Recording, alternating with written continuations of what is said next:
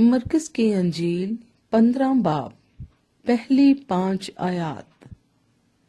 यीशु की पिलातुस के सामने पेशी। और फिलफौर सुबह होते ही सरदार काहिनों ने बुजुर्गों और फकीहों और सब सदर अदालत वालों समेत सलाह करके यीशु को बंधवाया और ले जाकर पिलातुस के हवाले किया। और पिलातुस ने उससे पूछा, क्या तू यहूदियों का बादशाह है? उसने जवाब में उससे कहा, तू खुद कहता है। और सरदार काहिन उस पर बहुत बातों का इल्जाम लगाते रहे। पिलातुस ने उससे दोबारा सवाल करके ये कहा, तू कुछ जवाब नहीं देता। देख, ये तुझ पर कितनी बातों का इल्जाम लगाते हैं।